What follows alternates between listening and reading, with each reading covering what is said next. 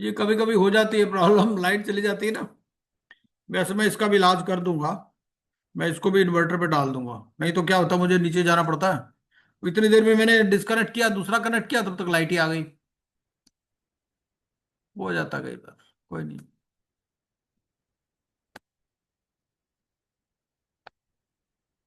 चलिए। तो ये पार्टनरशिप एक्ट, ये तो हमें नजर आ रहा होगा, है नजर आ रहा है पार्टनरशिप एक्ट या नहीं? दोबारा कर देते हैं, कोई बात नहीं। अब मेरी आवाज तो सुनाई दे रही है ना आपको? Yes sir, yes sir. Okay. Just a minute.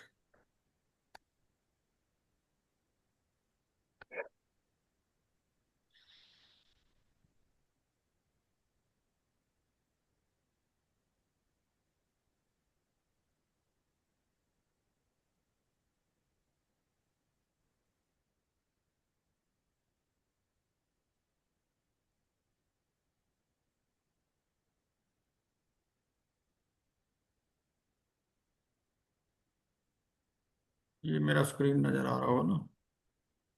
तो स्क्रीन पर ही चलते हैं अभी।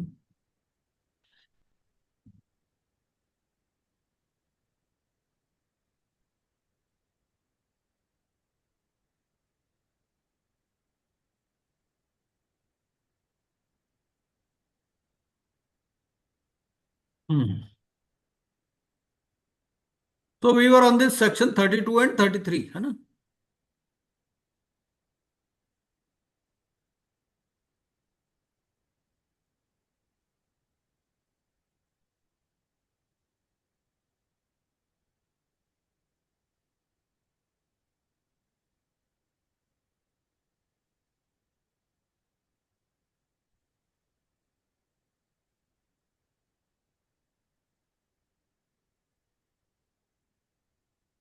So we were at this section 32, ठीक है? I hope now it is visible on your screen. Yes sir, Section, yes sir. yes. So we were talking of this public notice. Suppose there could be different scenarios. Number one scenario, where is a sleeping partner? If he is a sleeping partner and public does not know that he is not a partner, that he is a partner, so then he will not be liable to any third party. But suppose now another question. Public notice can be given by whom? Public notice can be given by the expelled partner. Public notice can be given by the other partners also. ठीक है? That okay, he is no more a partner with our firm and we the firm does not have anything to do with him. ठीक है? Because he was found indulging in some nefarious activities. Now, to what extent he will be liable? Suppose public, suppose he is a partner who is known to the public as a partner. Public knows that there are three partners. Now you have expelled him, but public knows there is no public notice. So until public notice is given, then he and the partners continue to be liable as partners to third parties for any act done by any of them which would have been an act of the firm if done before the retirement. So they will be liable if public does not know, because public will come to know only through public notice, है ना?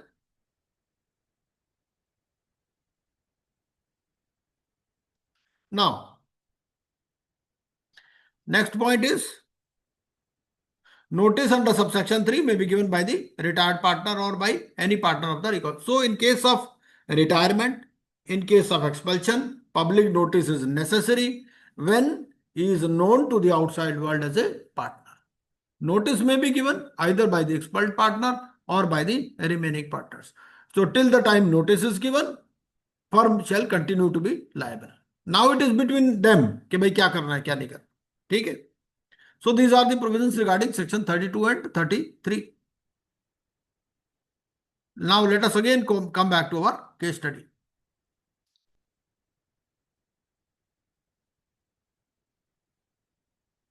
LLP we can do later. आज simple simple पहले करते हैं।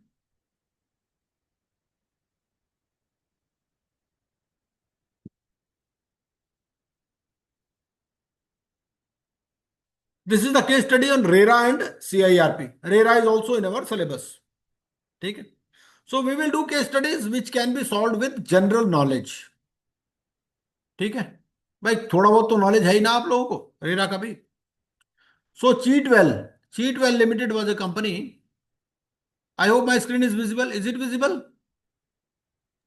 Yes, sir. Visible, sir. Yes, yes. So, Sudarshan Babu ji, can you read this case study? Or Yes, sir. anybody else? Whosoever Now, wants. Kitwell Limited had a RERA UP approved project of 300 crore. The project had 200 flats of 1 crore each. Mr. Gullibali was a RERA approved agent which had convinced Mr. Sida Lal living in Delhi to invest into the project. The scheduled date of completion of the project was 31st March 22. Beyond the scheduled date, the builder was to pay the interest at the rate of 18% per annum for delayed completion. Cheatwell Limited could not deliver completion by 31st March 22. On inquiry, it was revealed that they had fled to Dubai after cheating the investor. Their Chandigarh office was also locked. Sida Lal had approached you for further guidance in this regard. In view of the above, please answer the following questions. So now you are aware about the case study. Facts you know. है ना? So who is Sida Lal? Sida Lal As per IBC, who is Sida Lal? is a creator. Financial or operational? He's Financial. the financial creator. Whether he is home buyer? Oh, Yeah, it's a home buyer, na? Yes. And in case of home buyer, so whether suppose a builder is not able to give the delivery of the flat as per the schedule, whether it can be considered as default? Yeah. yes, sir. Yes. Yes. भाई यहां पर उसको पैसे थोड़ी देने हैं, पैसे तो नहीं देने ना, उसको डिलीवरी देनी थी. पैसे तो उसने पहले ही दे दिए ना. Money has been given but delivery has not been given. So non delivery of the flat is also considered as default. ठीक है, ये तो हमें मालूम ही है. Now let us see the for what is the proper forum for redressal of grievance of Sidalal. Sidalal के पास क्या क्या ऑप्शन है? What is the option?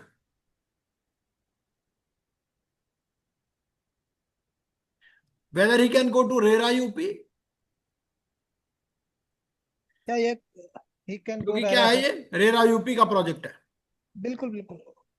और एनसीएलटी में जा सकता है क्या? नहीं, भी उसके लिए उसको वो करना पड़ेगा ना 10% ऑफ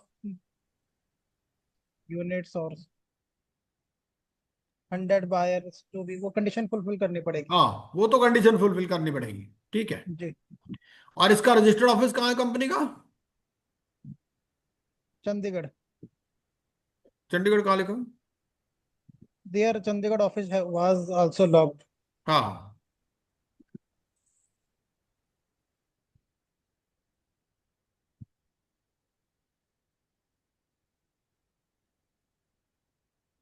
इसको रजिस्टर्ड ऑफिस कर देते हैं हम, है ना. इसको हम कर देते हैं registered office. There registered office of Chandigarh या at Chandigarh was also locked. ठीक है, ऐसा कर देते. तो now suppose he wants to approach NCLT. Whether he can approach NCLT? he can approach provided that condition is satisfied. है ना. कितना? या तो 10% of the total number of home buyers या 100 विच एवर इज लोअर. ठीक है, तो 200 flats है इसमें. तो कितने कितने मिनिमम अप्रोच करने पड़ेंगे इसमें? 20 से हो जाएगा, है ना. ठीक है. Now suppose 20 people they are there, तो देन वो कहां पर जाएंगे? कौन सी एनसीएलटी में जाएंगे? चंडीगढ़. एनसीएलटी चंडीगढ़ में चले जाएंगे. ठीक है, तो answer will be E. So he can approach. Whether concurrent remedies are available under RERA and IBC? Whether one can approach both the forums? This is the question. The answer is yes. It has been held in so many cases that these are concurrent remedies So one can pursue the remedies both under RERA and IBC. Now, in case Sidalal opts for filing a petition before Chandigarh, can he alone file a petition since the default is 1 crore? By default is 1 crore क्योंकि क्या था 1 crore का flat था. तो whether he can singly file the petition?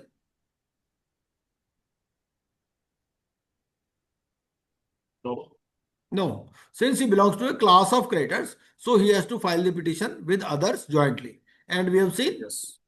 20 or 100, whichever is lower. तो 20 हो जाएगा.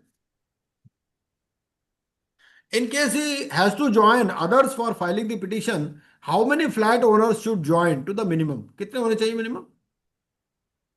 A, 10%. 10% or 100, whichever is lower. हाँ.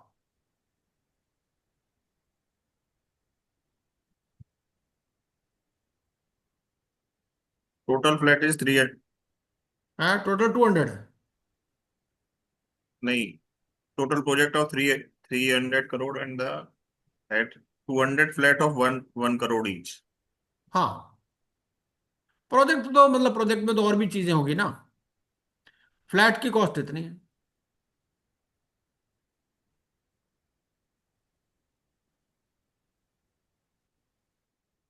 तो इसमें हमारा ये हो जाएगा. इसका आंसर होगा ए. ये आंसर होगा इसका ना.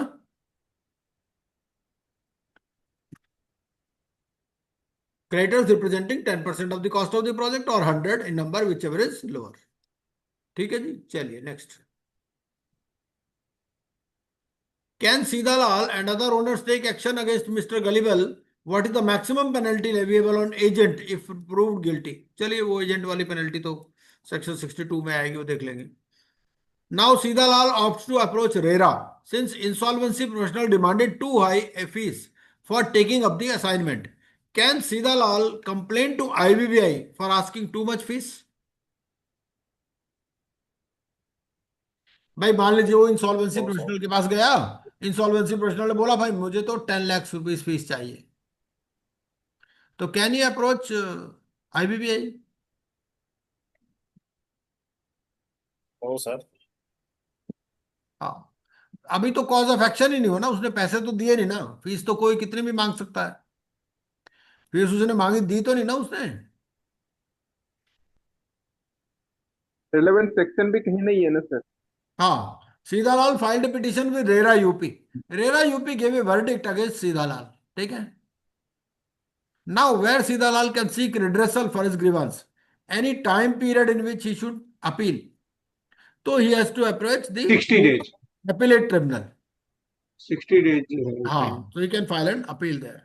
Can Sidalal now approach NCLT after RERA verdict has gone against him? Now, suppose he wants to approach he want to take the IBC route now. Can he take? The answer is yes. ठीक. On approaching NCLT, Sidalal finds that the other flat owners have already filed the petition. अब उसने देखा कि दूसरे flat owners ने पहले ही petition file कर दिया. Can he join them? If not, what is the option available to him? So he cannot join the petitioners as a joint petitioner who have already filed the petition. He can file his claim after public announcement as an FC. ठीक है. Right. Now, what penalty can RERA levy on the promoters of Cheatwell Limited and Mr. Gullible, the RERA agent, in case they are found guilty? So section 63 of RERA Act is there. So penalty is up to 5% in case RERA order is contravened. Section 64 of RERA Act it speaks of contravention of the order of appellate tribunal, and it is 3 years of imprisonment or fine, 10% or with both. These are the penalty provisions. In case 5% of the value of the flat, sir? yes. Now case study based on Prevention of Corruption Act. तो इससे क्या होगा आपको ना, ये कम से कम ये provision भी याद हो जाएंगे 63 और 64 रेरा वाले. Prevention of corruption act. Khazanchi Lal, a cashier in Delhi university. यार मेरे को लगता है रिकॉर्डिंग ऑन नहीं किया क्या? नहीं चल रहा. ऑन था सर. ऑन है. ठीक है. तो Khajanchi Lal, a cashier in Delhi University was found involved in embezzlement of cash of 2 lakhs in the cash. अब क्या जो कैशियर है दिल्ली यूनिवर्सिटी का, whether is a public servant, ये हमने उस दिन स्टडी किया था. That day on Friday, we had discussed this point. We had discussed the definition of public servant ना, discuss किया था ना हमने. So the point here is whether a cashier of Delhi University is a public servant. The answer is yes. ठीक है. Public servant की जब हम डेफिनेशन देखते हैं तो वो कहता है कि जो इन्विजिलेटर है, एग्जामिनर है, क्लर्क है एजुकेशनल इंस्टीट्यूशन में which is funded by the state और centre, so is a public servant. ठीक है. तो Khajanchi Lal a cashier in Delhi University was found involved in embezzlement of cash of rupees 2 lakh lying in the cash chest. On the day of the crime, his wife had visited the university premises and he handed over the cash to her, who took it in a bag which she had brought from home. ठीक है. He was booked under Prevention of Corruption Act. He had purchased a second-hand car with this cash. In view of the above, please answer the following questions. Case study clear है आपको? Simple है. Facts are clear. Yes, sir. Facts में what we have to see? First of all, we have to see whether he is a public servant. The answer is yes. ठीक है. Which of the following statements is correct?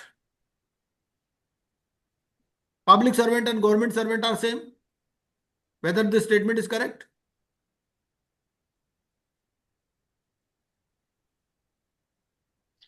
भाई आपसे पूछ सकता है सवाल, ये कोई सिंपल सा सवाल है, मुश्किल थोड़ी है. So whether public servant and government servant are same or not?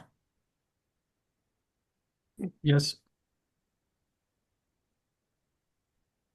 Same as. No, B. public servant means even politician भी उसमें आएगा ना sir. Public servant means who are employed by the government.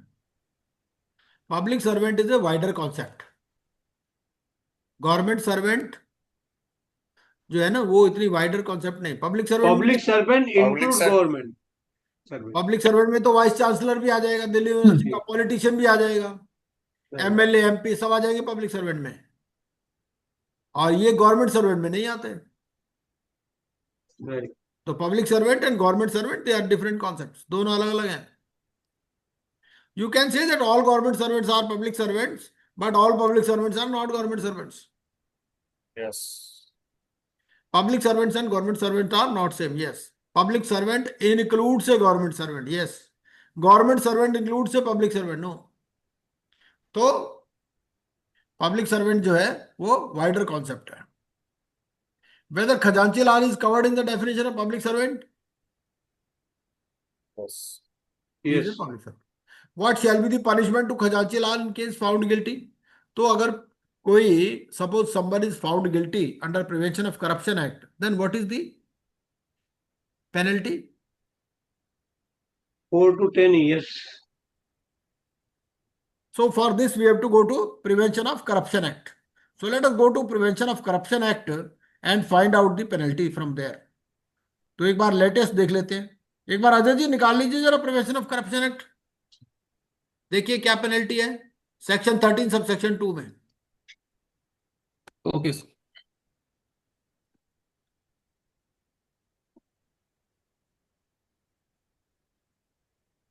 मैं भी देखता हूं पर सर क्या देखना था इसमें? पेनल्टी देखनी है. सेक्शन 13 पे चले जाइए. सेक्शन 13 में पेनल्टी होगी. हम्म.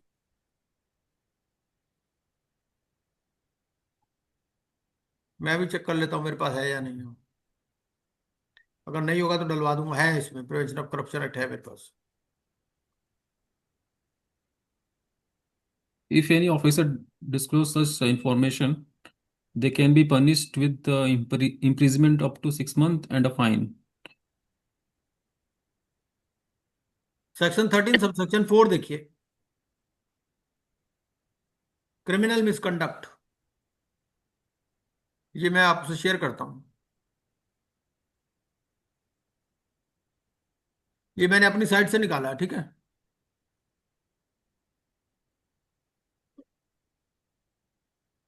ये नजर आ रहा होगा आपको. Sir, Section- very visible. Section जी. 13 नाउ इज इट हाँ जी. विजिबल. Visible, visible. थोड़ा सा साइड करना. हाँ. Side. थोड़ा सा. ये हाँ, उसको क्लिक कर दीजिए। अभी ठीक है? अभी ठीक है। आजकल ये एआई वाई का भी तो बहुत चक्कर है ना। तो अब बेटर है ना। अभी क्या कह रहा है ये कहता है a public servant is is set to set commit. पहले तो हम Yeah. सेक्शन 13 पढ़ लेते हैं, ठीक है ना? A public servant is said to commit the offense of criminal misconduct if he dishonestly or fraudulently misappropriate or otherwise convert for his own use any property entrusted to him or any property under his control as a public servant or allow any other person so to do. ठीक है। और तो यहाँ पर इसी में cover हो गया। वो जी क्या था? ये was a cashier of Delhi university, उसके पास कैश है। उसने जी कैश क्या किया? कैश मिस अप्रोप्रिएट कर लिया। उसकी जी वाइफ आई, वाइफ को बैग में डाल के दे दिया कैश। तो इसमें कवर हो जाएगा वो। right. चलिए पढ़ लीजिए। If he intentionally enriches himself illicitly during the period of his office. Explanation 1. A person shall be presumed to have intentionally enriched himself illicitly if he or any person on his behalf is in possession of or has at any time during the period of his office been in possession of pecuniary resources or property disproportionate to him to his known sources of income which the public servant cannot satisfactorily account for. Satisfactorily account. हमने Explanation 2. Paper में पढ़ा होगा, sometimes we read in the paper कि there was a raid at the Right. Office of a particular official and 100 crore cash was found, है ना, which is Right. Disproportionate to his known sources of income. भाई उसकी salary है मान लीजिए 2 लाख रुपए per month, और उसके पास 100 करोड़ रुपए मिल जाते हैं, है ना। तो क्या होगा? डिसप्रोपोर्शनेट हो गया ना to his known sources of income, और उसका कोई जवाब भी नहीं दे पाता, which the public servant cannot satisfactorily account for. Yes, next. Explanation 2. Expression known sources of income means income received from any lawful sources. 2 पढ़ लीजिए 13(2). 2. Any public servant who commit criminal misconduct shall be punishable with imprisonment for a term which shall not be less than 4 years but which may extend to 10 years and also shall also be liable for fine. हाँ ठीक है। तो 4 to 10 years और जी। Fine भी है। Fine भी मिलता एक बार ये मैंने अपनी साइट से निकाला है, आप एक Right. बार देख लीजिएगा, लेटेस्ट यही है या चेंज तो नहीं हुआ इसमें, है. Okay. ठीक है। और अगर पनिशमेंट हैबिचुअल ऑफेंडर के लिए कितना है, मान लो दोबारा पकड़ा गया तो 14 भी पढ़ लीजिए। Whoever convicted of an offence under this act subsequently commit an offence punishable under this act shall be punishable with imprisonment. वो शायद डबल हो जाता सर. Shall be हाँ। punishable with imprisonment for a term which shall not be less than 5 years but which may extend to 10 years and shall also be liable to fine. ठीक है, मतलब उसमें 4 और 10 है, इसमें 5 और 10। इसमें 5 और 10. ठीक है, चलिए। Punishment for attempt. Whoever attempt to commit an offence referred to in clause A of subsection 1 of section 13 shall be punishable with imprisonment for a term which shall not be less than 2 years but which may extend to 5 years and with fine. देखिए दोनों में फर्क क्या है? इसमें क्या है, इसमें वो अटेम्प्ट कर रहा है, सक्सेसफुल नहीं हुआ। Right. मान लीजिए उसने अपनी जेब में पैसे डाल लिए, बाहर निकलते टाइम सिक्योरिटी गार्ड ने पकड़ लिया, Right. तो अटेम्प्ट में आ जाएगा। अगर वो लेके ठीक। भाग गया तो वो 13 में आ जाएगा। तो 2 से 5 और with fine. हाँ ठीक है जी। लेकिन आप Matter- लेटेस्ट से एक बार एक बार चेक कर लेंगे. चेक कर लीजिएगा, है ना, तो आप ग्रुप में डाल दीजिएगा। तो हमारा ये यहाँ पर फिलहाल 13(2) में आ रहा है ये, विच इज जी। Punishable with imprisonment. देखिए ऐसा है, इन ऑल द एक्ट्स आपको पढ़ना क्या क्या है। You have to read penalty provisions in each act. Appeal filing का क्या प्रोविजन है उतना पढ़ना है, कोई फाइलिंग फीस है वो पढ़ना है, इतना तो मिनिमम आपको पढ़ना है हर केस। जैसे हमने रेरा देखा, रेरा में भी हमने देखा ना भाई, अपील कितने टाइम में कर सकते हो, पेनल्टी क्या लगेगी, वो सब चीजें। इसी तरह से यहां पर भी पेनल्टी प्रोविजंस अपने को ध्यान से पढ़ लेने हैं। और कहां से पढ़ने हैं? If you have got bare act fine, if you do not have तो मेरी साइट पर आप जा सकते हो, ओके। है ना। मेरी साइट पर जाओगे, लेफ्ट में आईबीसी है, आईबीसी में आप एक्ट मिल जाएंगे आपको। चलिए नेक्स्ट। हाँ जी, ये नजर आ रहा होगा मेरी जी। Screen. What shall be the punishment to the wife of Khajanchi Lal in case found guilty? हाँ, अब देखो दूसरे आदमी के लिए भी सजा है, उसके लिए क्या है, वो सेक्शन 15 में जाएगी, जी। Punishable for 2 to 5 years and fine. ठीक है। Wife of Khajanchi Lal took a plea during trial that she was not aware about the embezzlement done by Khajanchi Lal. वो बोली मुझे तो पता ही नहीं था। He had told her that he had received arrears of salary. उसने उसने उसको बताया था कि भाई मुझे तो एरियर मिला है सैलरी का। तो उस केस में उसकी पनिशमेंट कितनी होगी?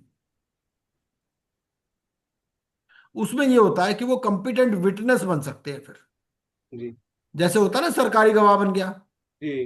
तो अगर सरकारी गवाह बन जाए तो उसको एविडेंस देना पड़ेगा ऑन ओथ, फिर वही फंस जाएगा खाली। ये है। पति वो जाएगा सेक्शन उसको। 21 है।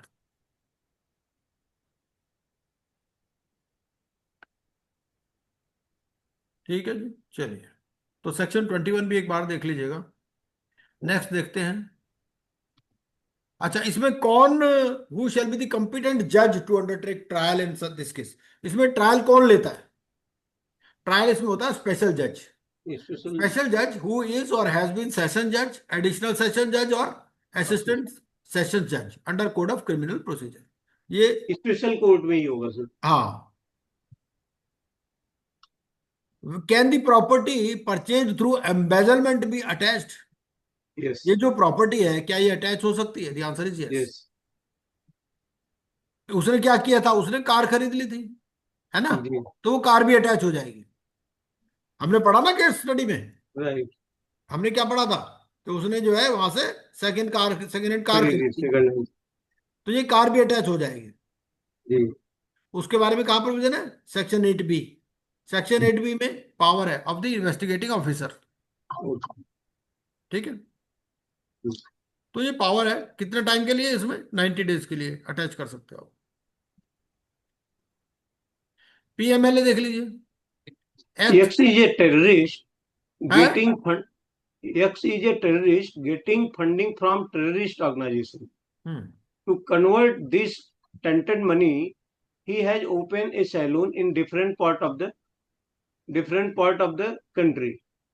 We show cash received much more than actual receipt. He has also opened a real estate business to cover up the illegitimate cash. This cash is ultimately deposited into bank and enter the system. In view of this, please answer the following question. ठीक है। PMLA क्या है? PMLA ये है कि you have earned the money through crime and you want to convert it into good money, है ना, through money laundering. Right. Money का धुलाई कर दिया, डर्टी जी। मनी को व्हाइट मनी कर दिया, यही है पीएमएलए, जी। है ना। So what he is doing, he has what they will do, they adopt various modus operandi. One of the modus operandi is they will open shops where cash is coming on a daily basis. तो उसने salon खोल दिए, salon वैलून चलता वलता नहीं है, जी। खाली लेकिन खोल उसमें दिखा देता कि कैश रिसीट हो रहा है। जी। कैश रिसीट होके और रियल एस्टेट बिजनेस कर दिया, रियल एस्टेट बिजनेस में भी मुझे कमाई हो रही है इस, और वो पैसा बैंक में जमा करा रहा है वो, जी। है ना। तो in this case X shall be treated as, X कौन है पहले तो ये देखिए। टेररिस्ट है। हाँ, तो एक्स को क्या माना जाएगा? उसने क्रिमिनल। सैलून तो दूसरे नाम से खोला, सैलून तो किसी अप्लाई के नाम से खोल लेगा ना, अपने नाम से नहीं जी। खोलेगा। जी। समझ रहे हो क्या लिखा है उसमें? Terrorist to convert this bad money good, तो उसने सैलून खोल दिया डिफरेंट पॉट। हम्म तो अब ये क्या माना जाएगा? अगर मान लीजिए उसने दूसरे के नाम से भी खोला है तो भी ये बेनिफिशियल ओनर माना जाएगा। ठीक है, suppose he has open this saloon in the name of his employees, है ना, so this X will be treated as beneficial owner. Owner of the sale. In the above case the money lying in the bank account shall be treated as, जो bank account में पैसा है उसको क्या माना जाएगा? सीड ऑफ क्राइम, हाँ, a terrestrial तो ये प्रोसीड्स ऑफ क्राइम माना जाएगा। crime. Real estate agent under PMLA is,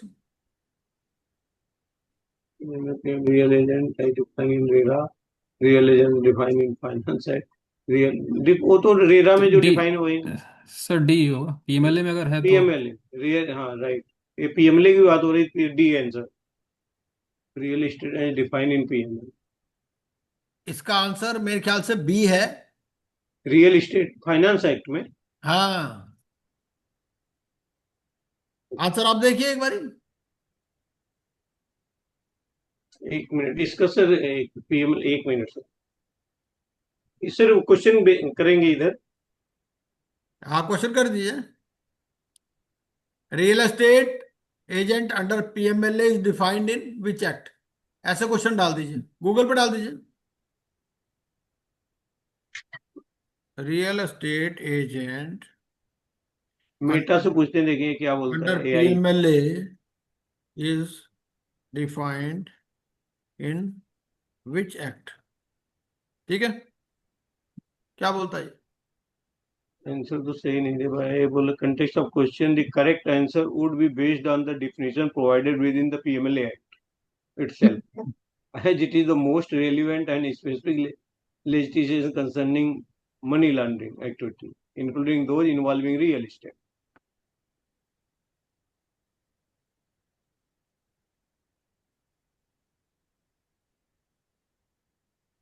नहीं पाया।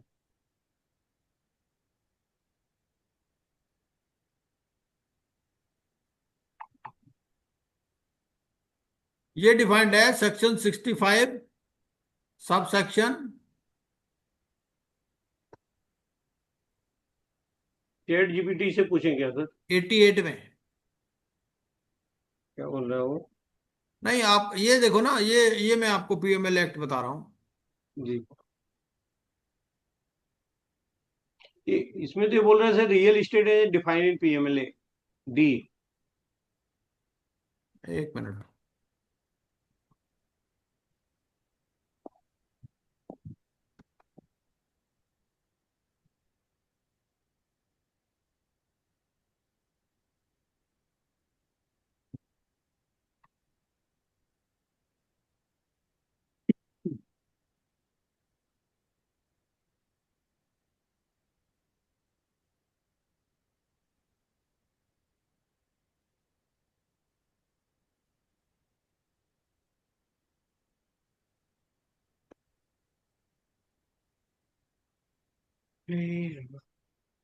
ये डेफिनेशन है ना, डेफिनेशन में मिलेगा आपको।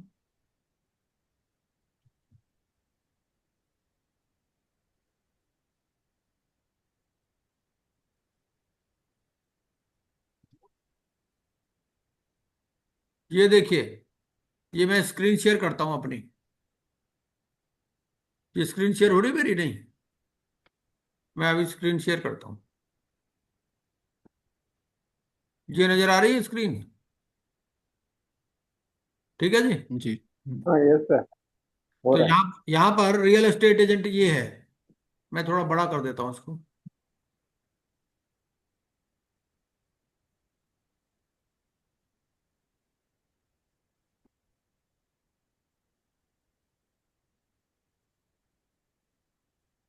ये ये वीए, ये नजर आ रहा है? वीए, वीए क्या बोलता है? वीए बोलता है real estate agent means a real estate agent as defined in clause 88 of section 65 of the finance act 1994।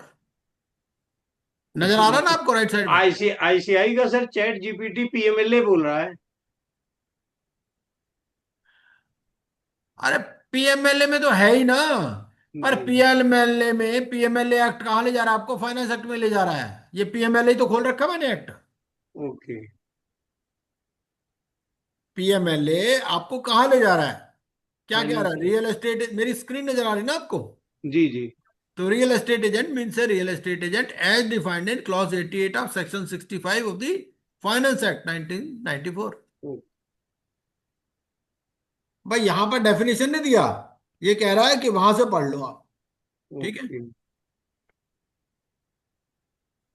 ये है कहानी। करेक्ट आंसर फाइनेंस एक्ट होगा सर। है 1994।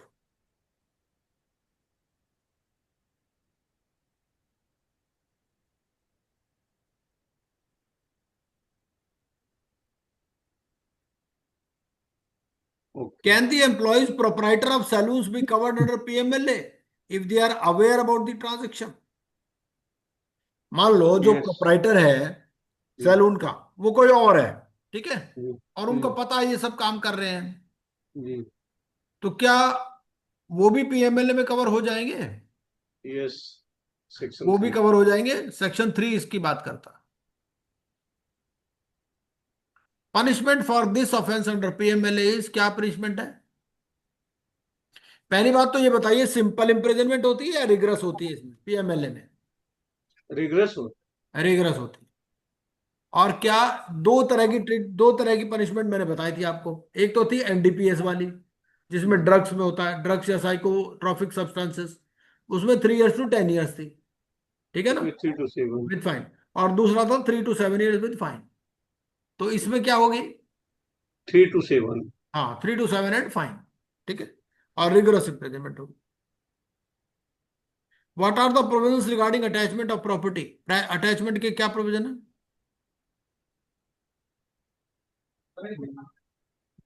अटैचमेंट में ये है कि property, 180 days। yes, it can be Unit attached for a maximum period of 180 days by any officer, not and to deputy the rank of director, deputy director, after forwarding a report to the magistrate। magistrate। ये कहाँ लिखा हुआ है? Section 5 subsection 1 के अंदर। भाई देखो, पूरे के पूरे एक्ट तो आपको याद हो नहीं सकते, लेकिन हम्म। इतना भी आप याद कर लोगे ना, तो you will be hmm. Able to answer most probably, है ना। An adjudicating authority having the power of a civil court shall consist of, adjudicating authority में क्या होगा? एक तो चेयरपर्सन होगा and 2 other members holding office till 65 years और for a term of 5 years। 5 years। What are the provisions related to appeals? इसमें 60 appeal, days। Appeal कब तक करनी है? आपने अपील करनी है within 45 days to tribunal and 60 days to high court. ये हमारा सेक्शन 26 सब सेक्शन 3 है, और सेक्शन 42 मैंने सेक्शन भी नीचे लिखा हुआ है, ओके। ठीक है ना। तो ये वाले सेक्शन आप ध्यान से पढ़ लीजिएगा। ये आरडीबी एक्ट है, ऐसे बहुत सारे हैं, ठीक है ना। ये आपका, सरफेस। हाँ, तो एक बार यू गो थ्रू दिस, है ना, एक बार ये सारी केस स्टडीज आप पढ़ लीजिएगा। एक मैं सीधा आपको ना लास्ट पेज पर ले चलता हूं, ये इससे पहले वाला, ये case study on contract act, ठीक है, ये पढ़ लीजिए एक बार जरा, क्या कहते An हैं। agreement for sale, an agreement for sale of a car was entered between A and B for 50,000. Yes, A had given token to B of rupees 20,000 and agreed timeline was 3 months to execute the sale. Hmm A did not return back to B after 3 months. Hmm B tried to contact A, however, 3 months passed, hmm 6 more months had passed. Now A returned and refused to buy the car and start asking for his token back. Hmm. पहला Can question, जी, can A ask for his token back? भाई ऐसा है कि there was a contract for sale of a car, जी 50,000 was the agreed price. He has given token money also. And he says that, okay, within 3 months we will close the deal. right. But he did not turn up. After 6 months. So he was trying to contact him, but traceable भी नहीं था। 3 महीने बीत गए और 6 महीने और बीत गए, उसके बाद में वो प्रकट हो गया 9 महीने बाद। जी अब वो कह रहा भाई मुझे कार तो खरीदनी नहीं है, मेरे पैसे वापस दे दो। तो क्या उसको पैसे वापस मिल जाएंगे? पहला क्वेश्चन ये है।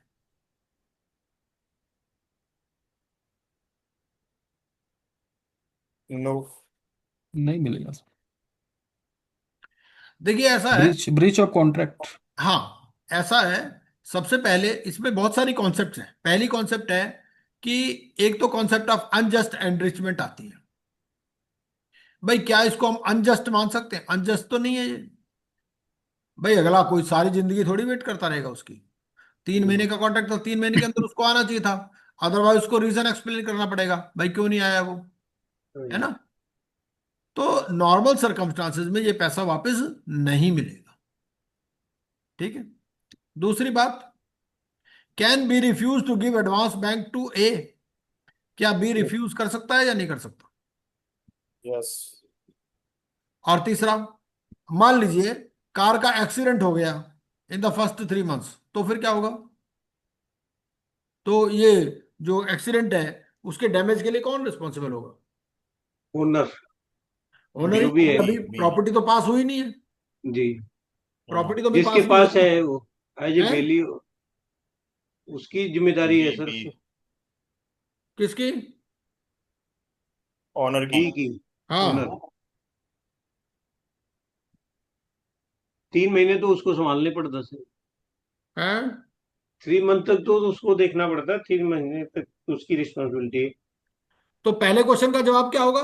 Can a ask his token back? वापस मांग सकता है नहीं मांग सकता? नहीं, वो तो आया ही नहीं, तो 3 महीने हाँ। गायब रहा। क्या बी रिफ्यूज कर सकता है?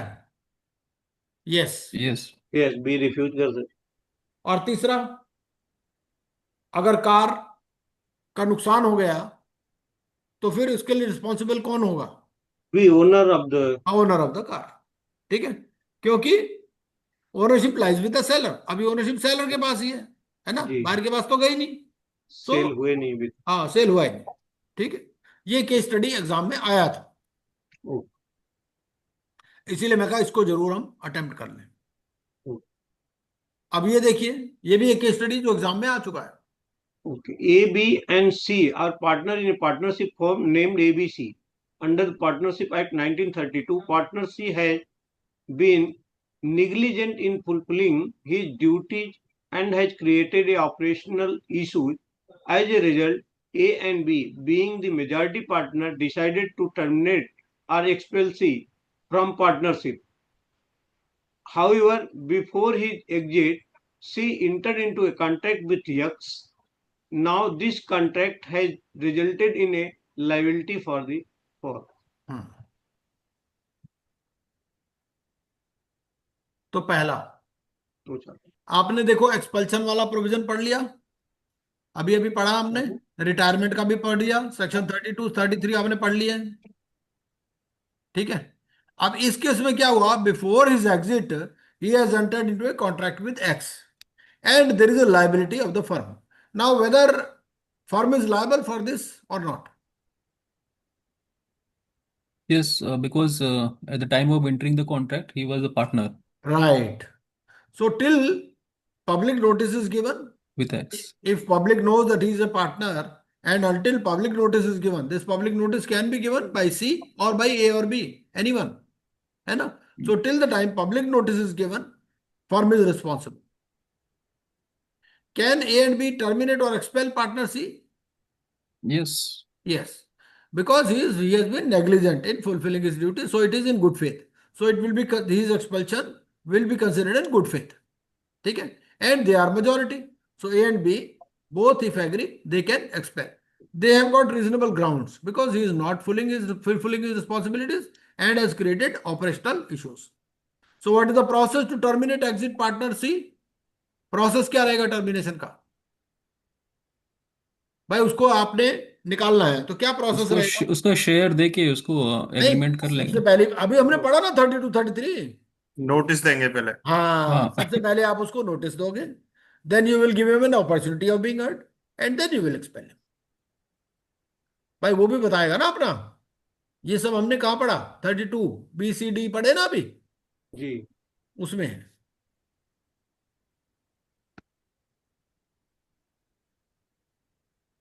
in a contract a sole record to be.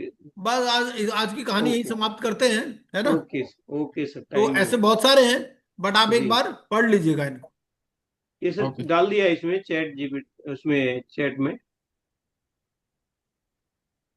Group में मैं डला हुआ है। मैं ग्रुप में डाल रखा, अभी भेज दूंगा सिंह साहब आपको, ओके सर, मैं भेज दूंगा। Okay sir, thank you, good हाँ नाइट जी, सर। हाँ जी, हाँ जी। और ये मैंने ना मेरे ख्याल से आपको वो भी भेजा है क्या, ग्रुप में डाला क्या? है वो जो ऑनलाइन टेस्ट है इसका, अगर नहीं हाँ, डाला तो ऑनलाइन टेस्ट मिल गया, ऑनलाइन टेस्ट मिल गया। ऑनलाइन टेस्ट में मैं डाल देता हाँ, एक दो किया भी है मैंने। हूँ। हाँ जी, हाँ जी। जी सर। भाई जो भी अटेम्प्ट करता मेरे को सब, मेरे को ईमेल पे आ जाता सारा। ओके ओके हाँ मेरे पास ईमेल पे आता है कितने नंबर आए, किसने अटेम्प्ट किया, क्या नहीं किया, नहीं किया। हाँ ओके हाँ जी, हाँ जी। Good night sir. Okay sir, तो ओके, देखो ऐसा थैंक है यू कि सर। मैं भी मेहनत कर रहा हूँ, आप भी मेहनत करो, जरूर पास हो जी, जाओगे। 3 बंदे पास हो गए हमारे। ओके सर, हाँ गुड। हाँ, क्योंकि हमें भी खुशी होती है कि भाई जी, पास हो बिल्कुल जाए, बिल्कुल। हमारी मेहनत भी सफल हो जाती है, मेन बात ये है। और क्या। सर हम लोग भी 7 बंदे हैं इधर। हाँ नहीं, होनी है, सब पास होंगे।